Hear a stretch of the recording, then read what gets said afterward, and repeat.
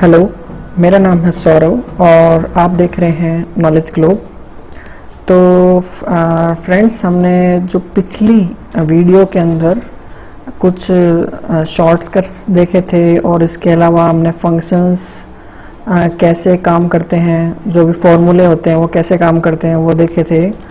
और इसके बाद में जो आज हम करेंगे वो ये कि इसके फंक्शंस देखेंगे माइक्रोसॉफ्ट एक्सेल के किस तरीके से काम करते हैं। तो माइक्रोसॉफ्ट एक्सेल में बहुत ही डिफरेंट टाइप के फंक्शंस होते हैं। देखिए, पहला जो होता है हमारे पास वो होता है मैथमेटिकल और ट्रिग्नोमेट्रिकल फंक्शंस। इसके बाद में हमारे कुछ कैरेक्टर फंक्शंस भी आते हैं, डेट वाले फंक्शंस भी आते हैं जो हमें डेट के बारे में बताते हैं। फाइनेंशियल फंक्शंस आते हैं। इसके बाद में देखिए तार्किक यानी कि लॉजिकल फंक्शंस भी आते हैं, ठीक है। इसके बाद में लॉजिकल फंक्शंस, टेक्स्ट फंक्शंस भी आते हैं। तो कुछ इस प्रकार के फंक्शंस होते हैं। तो हम एकदम शुरू से स्टार्ट करेंगे मैथमेटिकल और ट्रिग्नोमेट्रिकल फंक्शंस। तो फर्स्ट जो हमारा आता है वो आता है सम फंक्शन। तो देखिए सम फंक्शन क्या करता है, ये दी गई सेल की रेंज की संख्याओं को जोड़ने के लिए काम आता है। तो इसको दिखाने के लिए मैं सबसे पहले एक्सेल में जाता हूँ और मैंने ये माइक्रोसॉफ्ट एक्सेल ओपन कर लिया। सिंपली मैं जो फंक्शंस है जो मैं यहाँ से भी देखिए ओपन कर सकता हूँ। जो फॉर्मूला बार है मेरे पास उसमें मैं जाता हूँ और जैसे देखिए जैसे ऑटो सम का फंक्शन है, इसको मैंने इस पर जैसे मैं क्लिक करता हूँ तो यहाँ पे भी फंक्शन ओपन हो जाएगा। और जो भी मैं इसमें ऐड करना चाहता हूँ वो कॉमा के साथ है। अब देखिए ये जो नीचे दिखाता है वो इसका सिंटैक्स होता है। तो ये सिंटैक्स क्या बताता है कि पहले सम अगर आपको फंक्शन यूज करना है तो आपको पहले एक नंबर देना होगा, फिर कॉमा लगाना होगा और फिर दूसरा नंबर देना होगा। तो मैंने पहला नंबर दे दिया है, फिर मैंने कॉमा लगा दिया और दूसरा नंबर भी मैंने दे दिया। जैसे ही मैं एंटर करूंगा तो ये इन दोनों को ऐड कर देगा। 6 + 3 = 9। तो आपने देखा ये बहुत ही ज़्यादा इजी होता है। तो कुछ फंक्शंस जो हम बनाते हैं वो हम कुछ देखिए हमें बार बार लिखने की ज़रूरत पड़ती है। तो देखिए जैसे कि मुझे सम वाला फंक्शन यूज़ करना है तो मैं क्या करता हूँ, = सम जैसे लिखता हूँ तो मेरे को पहले टैब प्रेस करना चाहिए। जैसे मैं टैब प्रेस करता हूँ तो मेरे पास इसका पर्टिकुलर फॉर्मेट आ जाता है और मैं आपको बोलूँगा कि इसमें जो भी आप पहला नंबर दें, फिर दूसरा नंबर दें या जो भी नंबर दें, तीसरा चौथा जो भी नंबर दें, उसके बाद में आपको ये जो ब्रैकेट है ना, ये ब्रैकेट लगाने की ज़रूरत नहीं है। जैसे ही आप एंटर प्रेस करते हैं तो ऑटोमेटिकली देखिए ये ब्रैकेट अपने आप लग जाता है। तो आप किसी भी फंक्शन को यूज़ करने के लिए आप दो चीज़ें ज़रूर यूज़ कीजिए। एक तो कोई भी मान लीजिए आप फंक्शन यूज़ कर रहे हैं तो = लगाइए और जैसे ही आप टैब प्रेस करेंगे तो वो पूरा फंक्शन वहाँ पे लिखा हुआ आ जाएगा। तो एक तो आप ये ज़रूर कीजिए, ओके। तो इसके बाद में मैं आता हूँ जो सम फंक्शन है वो क्या काम करता है मैंने आपको बता चुका हूँ। दूसरे जो आते हैं हम वो आता है ABS फंक्शन। तो ABS फंक्शन क्या करता है, एब्सोल्यूट यानी बिना साइन की संख्या का मान को दर्शाने के लिए काम करता है। फॉर एग्जाम्पल अगर मैं प्लस वाला जो नंबर लिखता हूँ तो ये सीधा प्लस में लिखा आ जाता है। अगर माइनस वाला फंक्शन यानी जो नेम लेता हूँ तो ये फिर भी प्लस में आता है, यानी इसका मॉड कर देता है। एग्जाम्पल के तौर पे अगर देखते हैं तो मैं = AB देखिए आ गया, मैंने टैब प्रेस कर दिया। जैसे मैं माइनस लगाता हूँ तो ये प्लस में आ जाता है। और मैं अगर इसको प्लस में ही रखूँ, है ना, मैं आपको थोड़ा जूम कर देता हूँ ताकि आपको सही से समझ में आ जाए। तो मैं आपको पहले जूम कर देता हूँ ताकि आपको सही से दिख जाए। तो मैंने देखिए प्लस यहाँ पे लगा दिया तो भी ये जो इसका आंसर है वो प्लस में ही रहता है, ओके। तो ये होता है हमारा ABS फंक्शन। इसके बाद में आता है हमारा एक्सपोनेंट फंक्शन। देखिए एक्सपोनेंट यानी एक्सपोनेंट के बारे में आप जब भी अगर मैथमेटिक्स बैकग्राउंड से है तो इजीली समझ पाएंगे।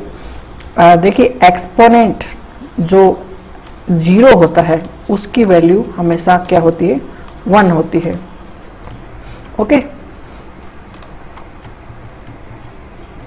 तो एक्सपोनेंट जो 0 होती है उसकी वैल्यू 1 होती है, और हम इसको किस तरीके से लिखते हैं, e की पावर 0, ये होता है एक्सपोनेंट, इसकी जो वैल्यू होती है वो 1 होती है। तो मैं इसको कुछ इस तरीके से लिखूंगा, इसका जो सिंटैक्स होता है वो EXP करके 0 लिख दूंगा, तो इज इक्वल टू दबा देता हूँ, EXP लिख देता हूँ और टैब करके 0। जैसे मैंने इसको प्रेस किया तो यहाँ पे 1 वैल्यू आ चुकी है। ओके ओके, तो अब हम स्टार्ट करते हैं। इसके आगे क्या फंक्शन होता है, इंट फंक्शन। तो इंट फंक्शन क्या करता है, इंटीजर वैल्यू आपको प्रदान करता है, यानी कि अगर आपके जो भी मान लीजिए अंदर जो भी पॉइंट्स में जो संख्या है तो उसको पॉइंट्स में नहीं रख के उसको सीधी लिख देगा। अगर माइनस में है तो उसको माइनस में रहने देगा। देखिए अगर ये माइनस में है तो भी उसकी इंटीजर वैल्यू लेगा, लेकिन उसको माइनस में ही रखने देगा। एग्जाम्पल के लिए मैं आपको बता देता हूँ, इक्वल टू दबाया मैंने, इंट, इसके बाद में मैं लेता हूँ -2.9। देखिए जैसे ही लेता हूँ तो ये उसके आसपास वाला इंटीजर प्रेस कर देता है। ओके, बहुत ही सिंपल है और आप इसको देखिए। इसके बाद में आता है लॉग। देखिए लॉग जो फंक्शन होता है, आपने छोटी कक्षाओं में अगर पढ़ा हो तो लॉग फंक्शन क्या करता है, किसी भी चीज़ का, ये जब आप सर्ट्स और लॉग्स, सर्ट्स और पावर एंड सर्ट्स जब पढ़ते हैं तो उसमें आपको लॉग बहुत ज़्यादा उपयोगी होता है।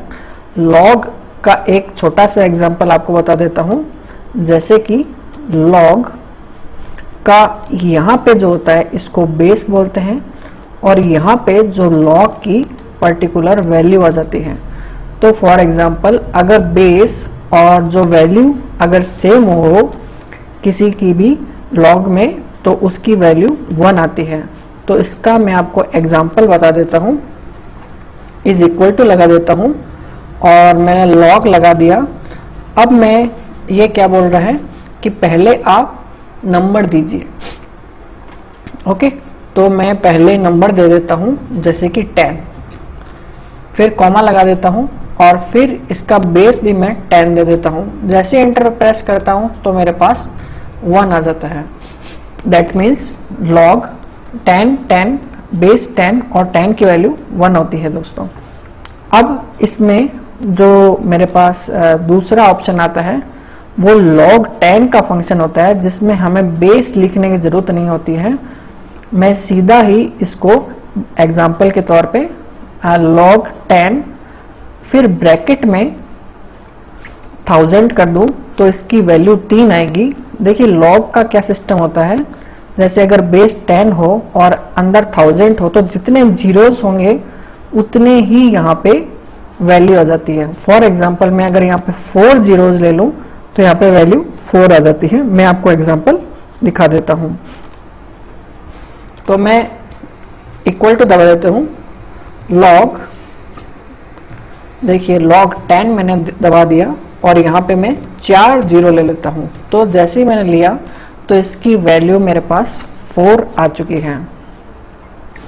अगला मेरे पास फंक्शन है वो है मॉड फंक्शन। अब मॉड फंक्शन क्या करता है, किसी भी संख्या में जो है वो रिमाइंडर को प्रदर्शित करता है।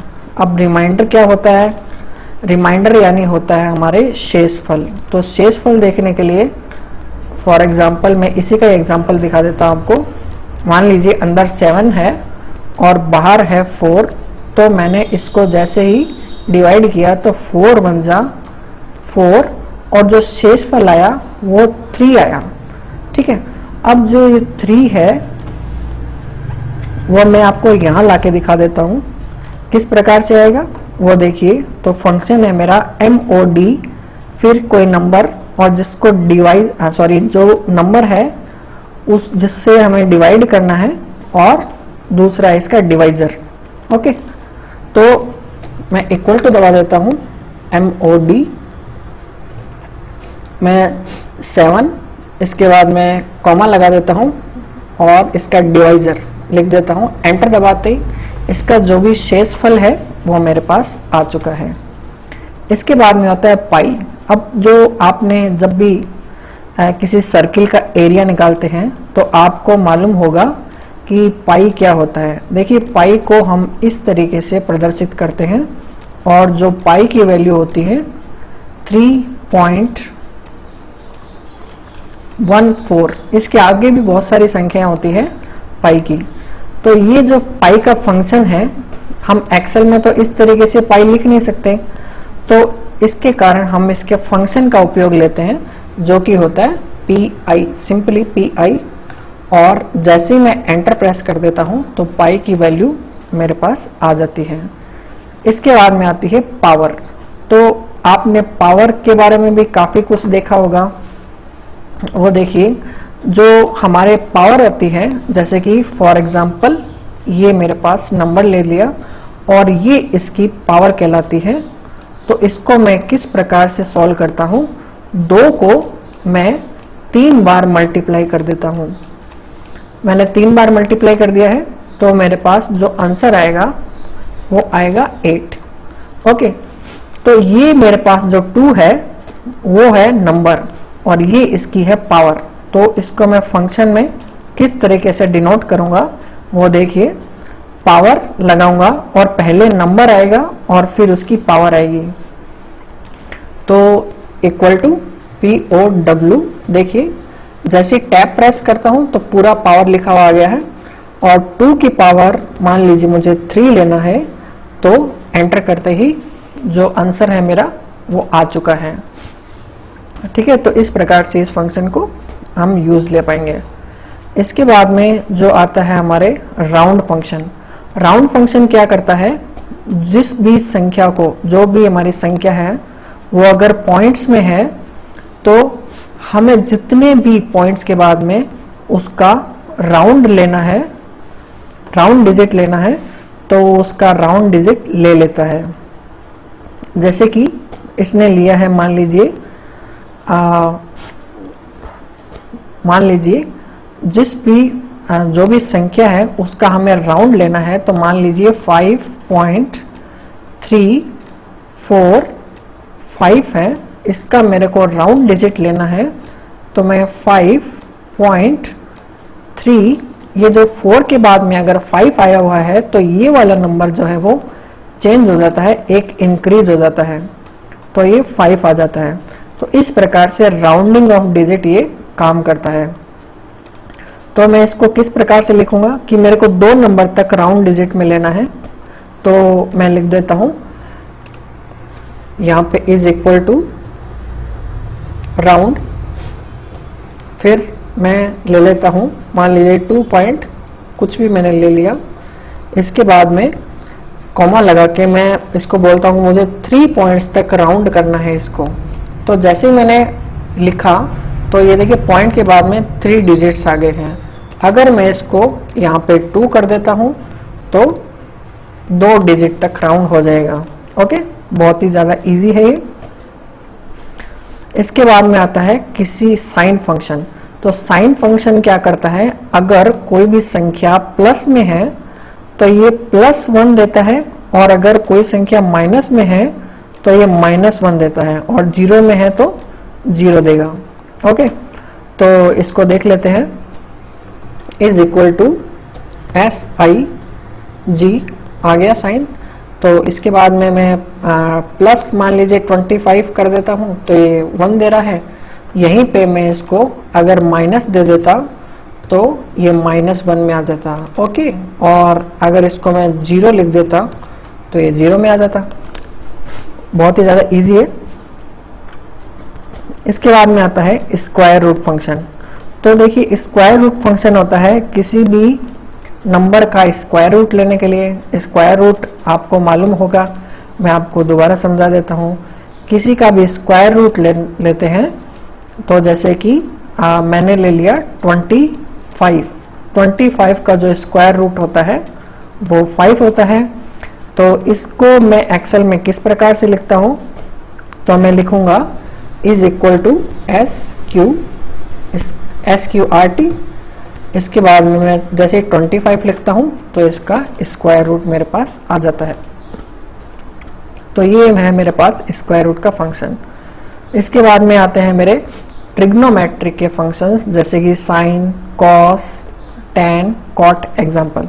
तो मैं आपको 3 चीज़ें समझा देता हूँ। जैसे कि साइन, तो साइन जो है, तो देखिए sign π/2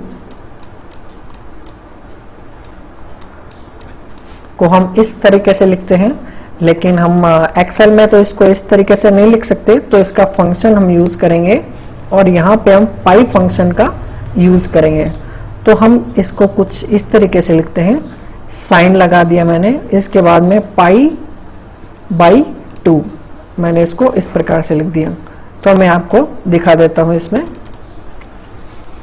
is equal to sign, इसके बाद में आता है पाई,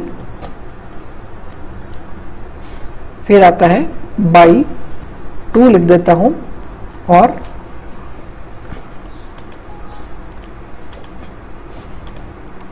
और मैं इसको बंद कर देता हूं। तो मेरे पास जो आंसर आ गया वो 1 आ गया, यानी साइन π/2 की जो वैल्यू होती है वो होती है 1। उसी तरीके से कॉस, मान लीजिए 0 का ऑप्शन लेता हूं, तो कॉस 0, तो मेरे पास जो कॉस 0 जो होता है वो होता है 1। ओके, इसके बाद में आता है tan, तो tan 0 जरा लेके देखते हैं। tan 0 होता है फ्रेंड्स। तो इस तरीके से मैं साइन, कॉस, tan को भी यूज कर सकता हूँ। इसके बाद में आता है हमारे पास डे एंड डेट के फंक्शंस। देखिए, जो डे और डेट के जो फंक्शंस होते हैं वो बहुत ही ज़्यादा इजी होते हैं। पहली बात ये कि डेट का फंक्शन, उसमें हमें क्या लगाना होता है, जो भी डेट लिख दी मैंने, फिर ईयर, मंथ और डे वो लगाना है। बहुत ही इजी है। पहले मैं इसको क्लियर कर देता हूँ और अब आपको दिखाता हूँ। इज इक्वल टू, मान लीजिए मैंने डेट लिखी है, तो इसमें देखिए पहले ये सिंटैक्स बता रहा है कि पहले आप ईयर लिखिए। मान लीजिए अभी आज की डेट में लिख लेता हूँ, तो 2020। फिर जो मंथ चल रहा है वो है 04, और इसके बाद में जो डे चल रहा है वो आज 17 है। तो जैसे ही एंटर लिखता हूँ तो ये उस डेट को दिखा देगा। ओके, इसके बाद में जो आता है वो डे फंक्शन। देखिए, ये थोड़ा सा हार्ड है और अनइम्पॉर्टेंट है। अनइम्पॉर्टेंट ऐसे है कि इसमें सीरियल नंबर का यूज लिया गया है। अब जो सीरियल नंबर है उसको 1990 से स्टार्ट किया गया है, सीरियल नंबर 1 से। तो ये जो फंक्शन है आपको दिए गए सीरियल नंबर से महीने के दिन को दर्शा देता है।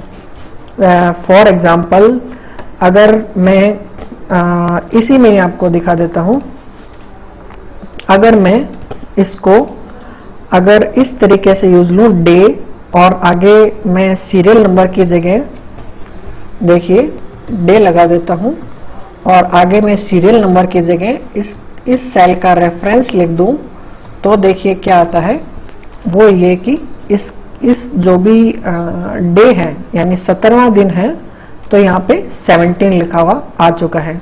तो इस प्रकार से इसको हम यूज कर सकते हैं।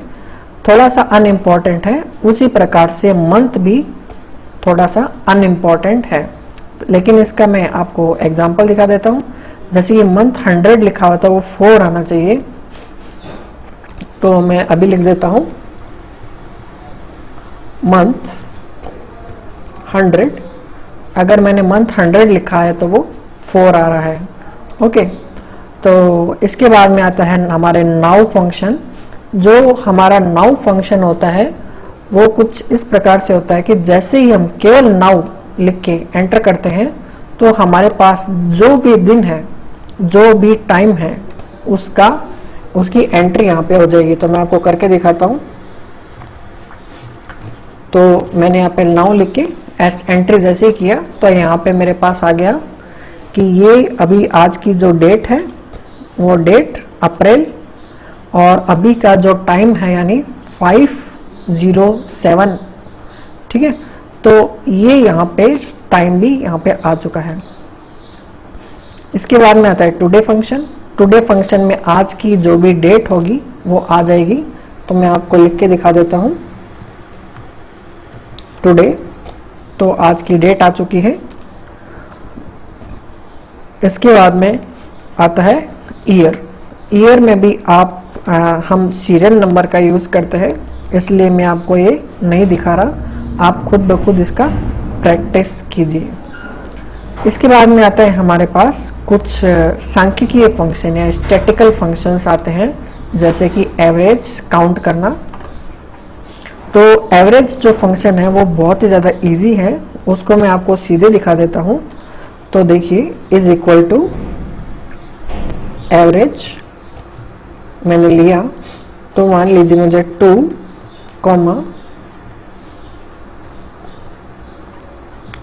3, 5 इसका एवरेज लेना है। तो ये सिंपली इसका एवरेज आ चुका है। इसके बाद में जो काउंट का जो फंक्शन है वो कुछ इस तरीके से होता है कि ये जो भी सेल की संख्या है उसको ये काउंट करके बता देता है। इसका जो एक्सप्रेशन है वो कुछ इस तरीके से करेंगे, काउंट करके जो भी सेल्स है वो हम यहाँ पे लिख देंगे या फिर इसकी रेंज दे देंगे। तो हम रेंज वाला ट्राई करते हैं। अच्छा, फॉर एग्जांपल मैं यहाँ पे लिखता हूँ 1, और अब मैंने इसको ड्रैग कर दिया है। अब मुझे नहीं पता कि ये कितने हैं। ओके, तो मैं जैसे ही यहाँ पे काउंट का फंक्शन लगाता हूँ,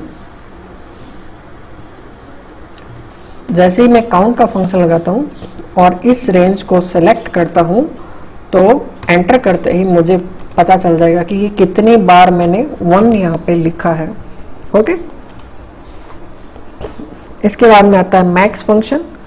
तो मैक्स फंक्शन में क्या होता है, मैक्स और मिनिमम। मैक्स में क्या करता है, जो भी मैंने संख्याएं दे रखी है उनमें से मैक्सिमम बता देगा, और मिनिमम अगर होता है तो उसमें से मिनिमम बता देगा। तो मैं आपको दोनों ही फंक्शन दोबारा बता देता हूँ।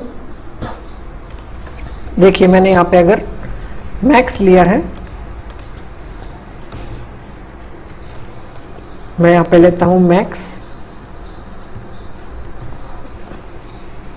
मान लीजिए 6, 9, 2, ये 3 चीज़ें ली है, तो मैक्सिमम संख्या इसमें आ चुकी है। अब मैं लेता हूँ मिनिमम, तो 2, 6, 9 ये लेते ही मेरे पास जो भी मिनिमम संख्या है इन तीनों में से वो मेरे पास आ चुकी है। देखिए, इसके बाद में फाइनेंशियल फंक्शंस आते हैं जो कि आपके यूज़फुल नहीं है। ओके, तो आप इसको एक बार केवल पढ़ लीजिए। ये आपके ये कॉमर्स फील्ड में ज़्यादा काम आते हैं, तो मैं एक बार इसको स्किप कर देता हूँ। लॉजिकल फंक्शंस होते हैं, देखिए एंड, और, है ना। तो लॉजिकल फंक्शंस हमेशा जो वैल्यू देते हैं वो ट्रू या फॉल्स में देते हैं। तो मैं आपको एंड फंक्शन बता देता हूँ। एंड फंक्शन किस तरीके से काम करता है।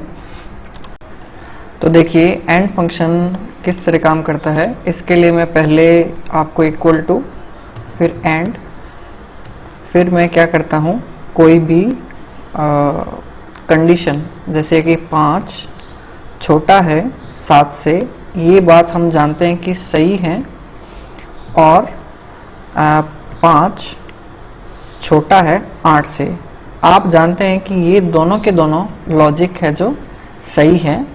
तो जैसे ही मैं एंटर प्रेस करता हूँ तो ये क्या आ जाता है, ट्रू आ जाता है। तो इसके लिए हम पहले एंड गेट जो होता है हमारा, उसकी हम कुछ पिक्चर्स देख लेते हैं। तो देखिए एंड गेट हमारा इस तरीके से होता है, इसका सिंबल इस तरीके से होता है। तो मान लीजिए यदि ये ए और ये आ गया हमारे पास बी, अगर दोनों फॉल्स है तो आंसर फॉल्स आएगा। अगर इन दोनों में से एक भी फॉल्स है तो हमारा जो फाइनल रिजल्ट है वो फॉल्स ही आता है। हमें ट्रू लाने के लिए इन दोनों को सही करना पड़ेगा। ओके, तो हम देखिए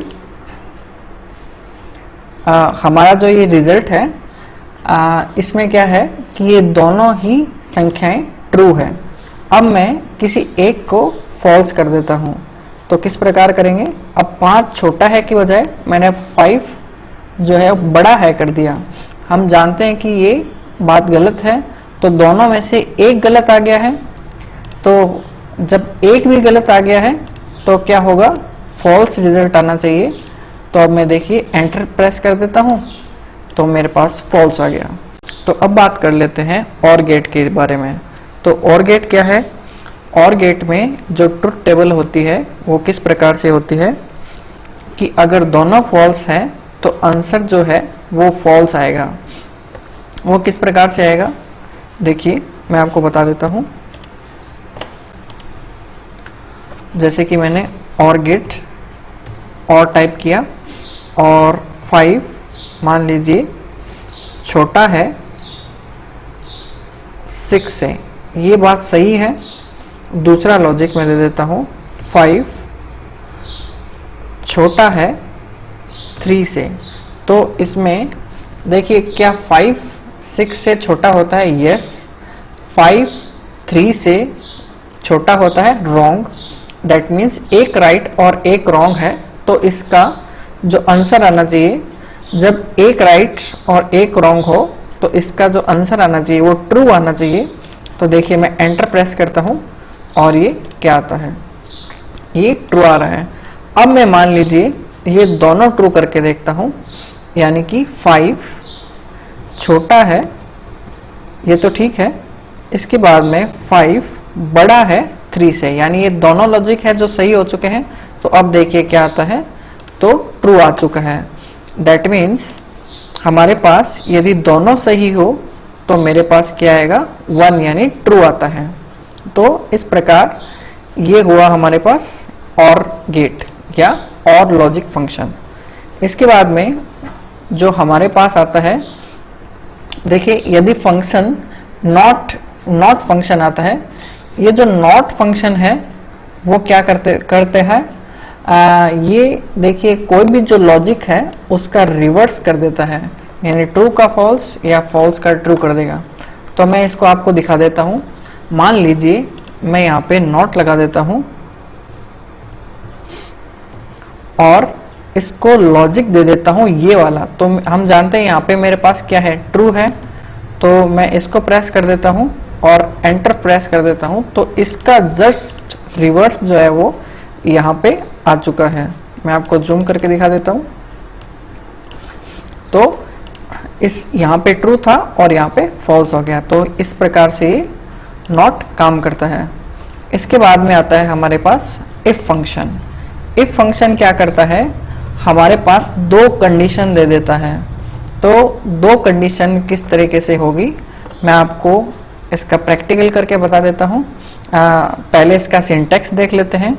इफ जो फंक्शन है उसमें पहले लॉजिकल टेक्स्ट आएगा, उसके बाद में फर्स्ट जो आती है इफ की वैल्यू, और फिर इफ जो अगर ट्रू होता है वो पहले आता है और फॉल्स होता है वो बाद में वाला केस आता है। तो मैं आपको इसको दिखा देता हूँ। तो मैं टाइप करता हूँ इफ केस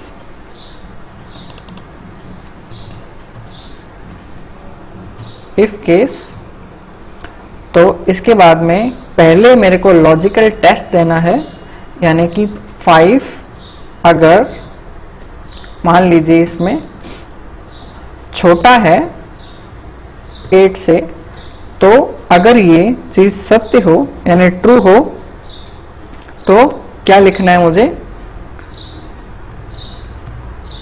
ट्रू लिखना है। और अगर ये फॉल्स होती तो मैं फॉल्स लिख देता। ठीक है, तो देखते हैं मेरे पास क्या आंसर आता है। तो ये मेरे पास आई है ट्रू, यानी कि अगर मेरे पास जो ये केस है, अच्छा अगर मैं इसको फॉल्स कर दूं तो 5 ये छोटा है 8 से, मैं इसको बड़ा कर देता हूं तो मेरे पास फॉल्स आ जाता है। इसकी जगह पे मैं कुछ और भी यूज कर सकता हूं, वो आपको मैं दिखा देता हूं।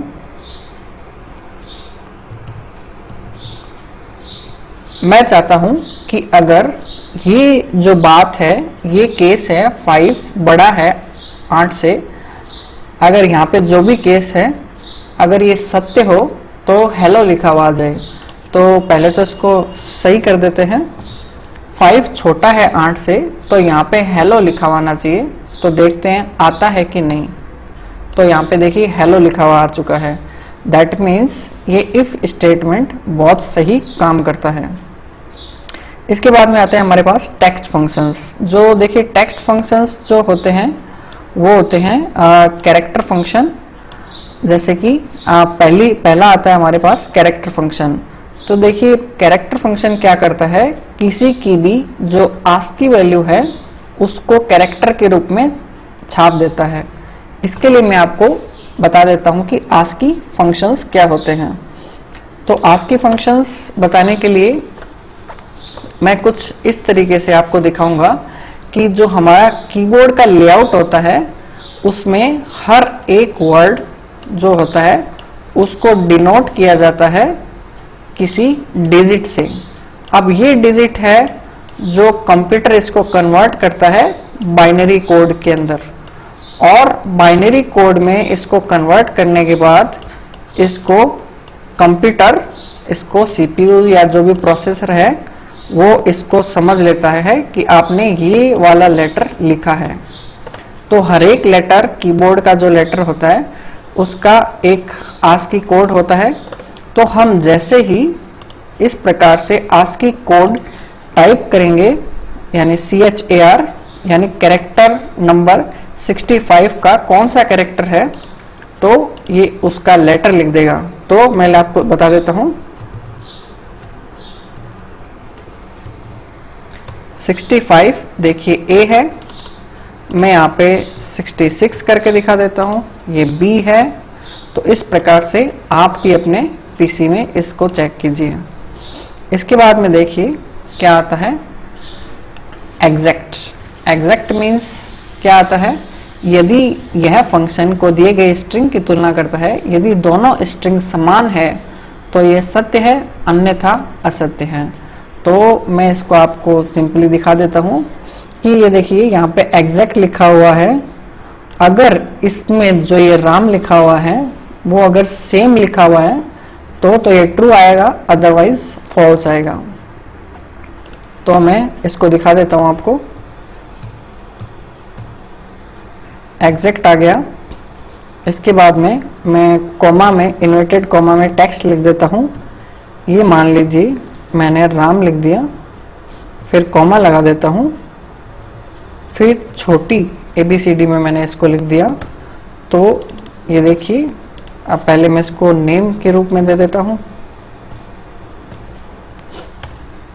तो दैट मीन्स ये क्या आ गया है, फॉल्स आ गया है। यानी कि ये जो लिखा हुआ है कैपिटल में और ये शॉर्ट में लिखा हुआ है वो एग्जैक्ट नहीं है, तो यहाँ पे फॉल्स आ गया।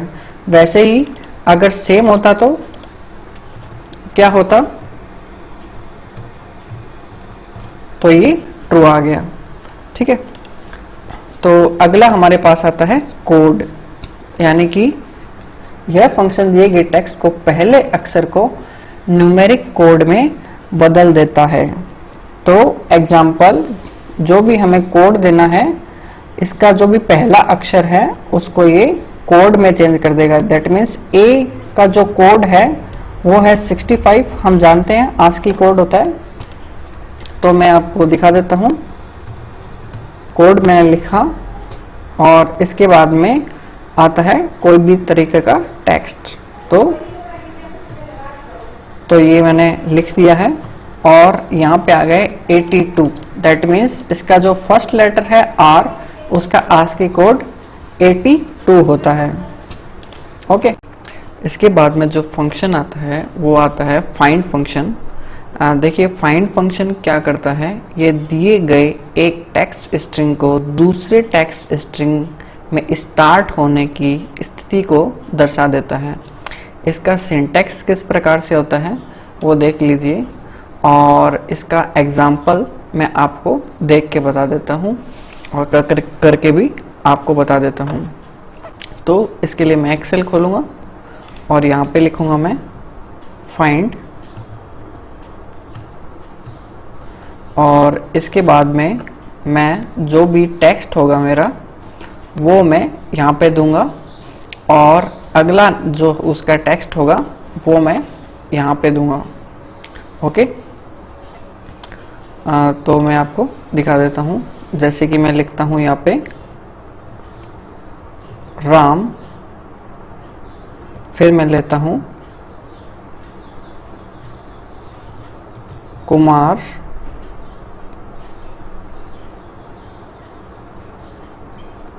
राम। ओके, ये करने के बाद में मैं आपको दिखा देता हूँ। तो जैसे ही मैं इसको एंटर करता हूँ तो देखिए क्या होता है, 6 नंबर आता है। तो 6 नंबर हमें क्या शो कर रहा है कि ये जो राम है वो कहाँ से स्टार्ट हुआ है। देखिए 1 2 3 4 5 और 6 नंबर से राम जो है वो स्टार्ट हुआ है। ठीक है, आप देख पा रहे होंगे।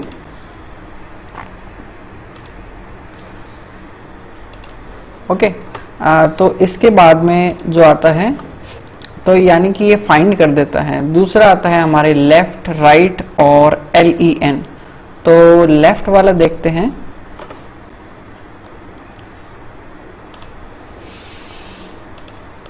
पहले मैं यहाँ पे लेफ्ट लिख देता हूँ,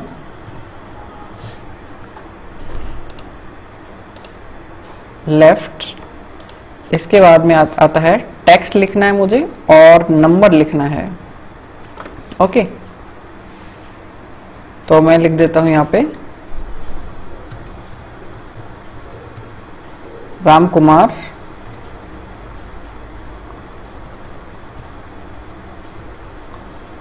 अब इसके बाद में मैं लिख देता हूं कोई भी नंबर दे देता हूं, जैसे कि 4।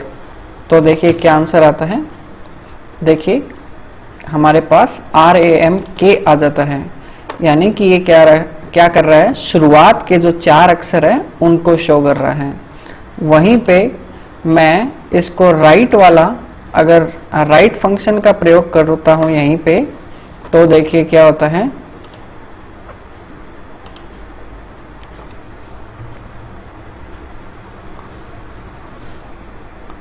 अब देखिए क्या होता है, ये देखिए क्या आ गया है UMAR। तो देखिए ये क्या कर रहा है, जो लेफ्ट वाले हैं वो 4 अक्षर आपको दिखा रहा है, राइट।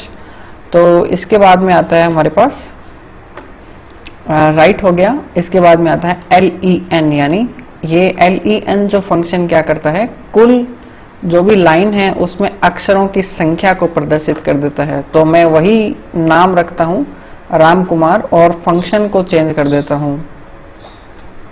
ठीक है, LEN रख देता हूँ और सीधा टेक्स्ट इसमें टाइप कर देते हैं। तो देखते हैं कि क्या आंसर आता है। यहाँ पे मेरे पास आंसर आया है 8, यानी कि जो R 1 2 3 4 5 6 7 8, यानी इस राम कुमार में 8 जो है लेटर्स मैंने टाइप किए हैं। तो ये इस प्रकार से वर्क करता है। ओके, इसके बाद में आता है हमारे लोअर फंक्शन। लोअर फंक्शन किस तरीके से काम करता है, वही ये जो भी हम लिखते हैं, ये अगर अपर केस में है तो उसको लोअर केस में बना देता है। मैं आपको दिखा देता हूँ किस प्रकार से। तो ये अभी अपर केस में डाल देता हूँ मैं इसको। पहले मैंने इसको अपर केस में डाल दिया है और फंक्शन यहाँ पे मैं चेंज कर देता हूँ मुझे कौन सा फंक्शन लगाना है, मुझे लगाना है LOWER। तो मैं जैसे ही ये लगाता हूं तो देखिए क्या होता है, ये मेरे अपर केस में था राम, अब ये लोअर केस के अंदर आ गया है।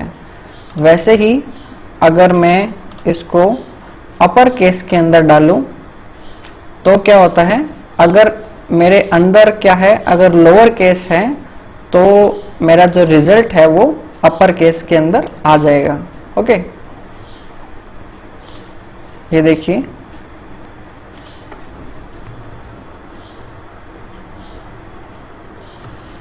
मैंने इसको अपर कर दिया है। इसके बाद में मैं इसको लोअर केस के अंदर डाल देता हूं तो देखिए क्या होता है, ये अपर केस के अंदर आ चुका है। इसके बाद में आता है प्रॉपर और मिड और ट्रिम फंक्शन। प्रॉपर फंक्शन क्या करता है, जो भी हमने लेटर लिखा है उसके फर्स्ट लेटर को हमेशा कैपिटल कर देता है। तो मैं आपको दिखा देता हूं।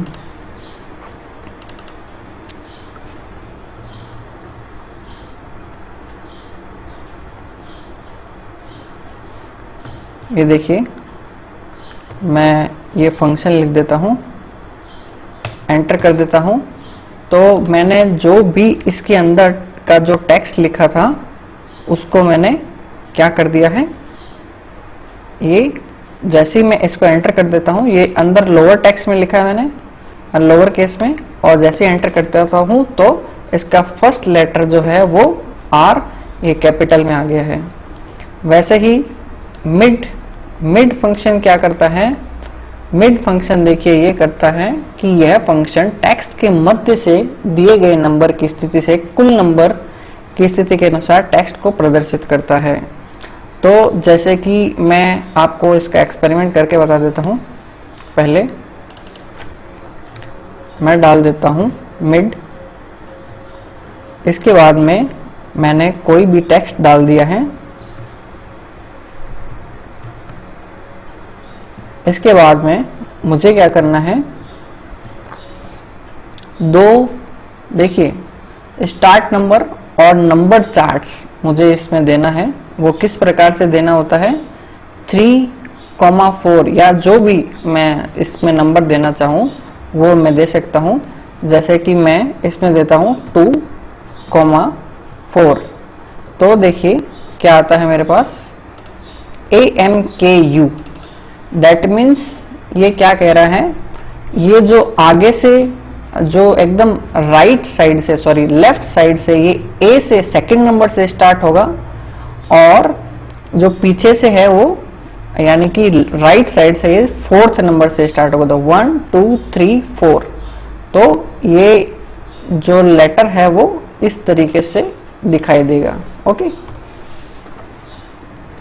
तो इसके बाद में आता है हमारे पास ट्रिम। ट्रिम क्या करता है, जो भी बीच में मान लीजिए मैंने इसमें स्पेस दिया है तो वो अगर मैं एक्स्ट्रा स्पेस दे देता हूं तो वो उसको हटा देता है। जैसे कि मैं आपको एग्जांपल दिखा देता हूं, मैं लगाता हूं TRIM, इसके बाद में मैंने जो भी टेक्स्ट दिया, मान लीजिए मैंने इसमें 2-3 स्पेस दे दिए हैं, तो देखिए क्या होता है,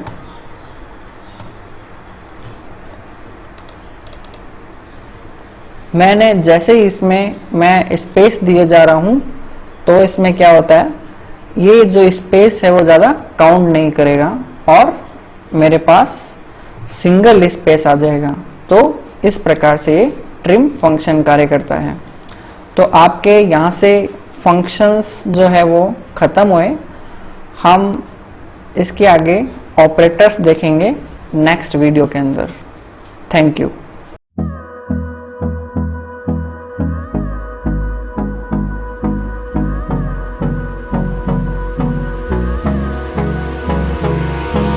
Hold me close till I get